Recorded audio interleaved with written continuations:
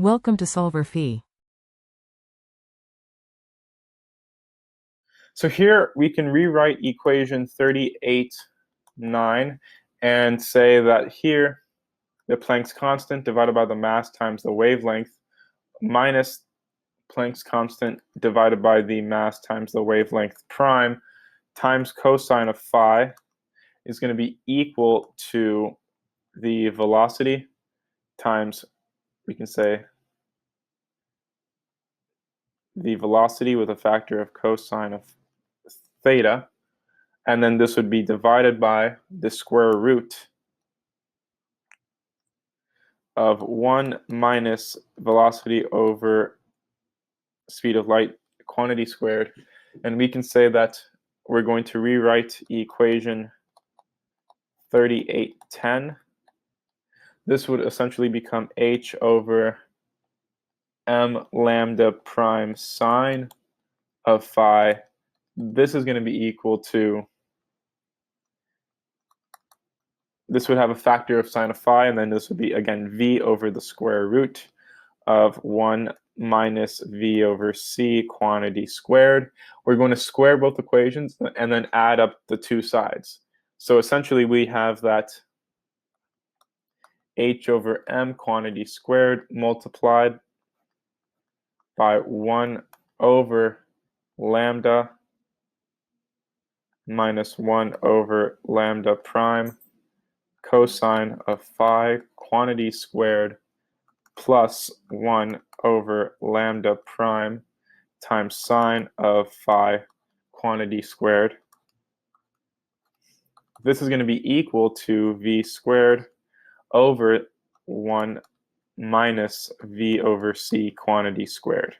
And we can then say that we're going to use the trigonomic identity sine squared of theta plus cosine squared of theta. We know that this is going to be equal to 1.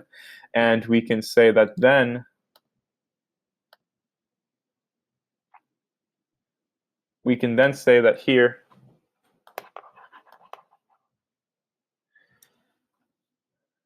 v squared over 1 minus v over c quantity squared, this is going to be equal to negative c squared plus, and again, 1 divided by 1 minus v over c quantity squared. And then we can then say here that this is going to be the right-hand side, and then we can then say that 1 over 1 minus v over c quantity squared.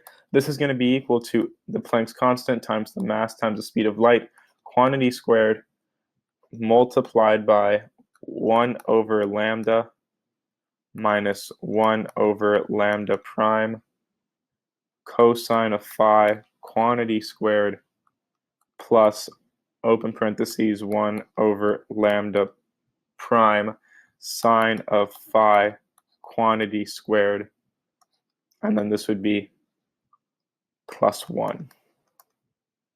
At this point, we can rewrite equation 38(8) as h over mc times 1 over lambda minus 1 over lambda prime plus 1. This is going to equal 1 over the square root of 1 minus v over c quantity squared. And if we square this, it can be directly compared with the previous equation we obtained.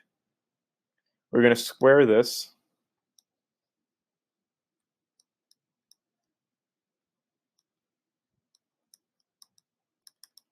And then compare to equation for the 1 minus v over c quantity squared, all to the negative first power. So essentially we're squaring this and then comparing it to the equation that we had for this in the previous, or rather right here, essentially. So squaring this, comparing it to this equation here, and we now have that h over mc times 1 over lambda minus 1 over lambda prime plus 1 quantity squared. This is equaling h over mc quantity squared multiplied by 1, rather, open parentheses, 1 over lambda minus 1 over lambda prime cosine of phi quantity squared plus 1 over lambda prime sine of phi quantity squared, and then this would be plus 1. And so we have finally eliminated theta and velocity. So now we simply have to work out the squares on both sides. We know that, again, sine squared of phi plus cosine squared of phi, it doesn't matter what the angle is, this will always equal 1.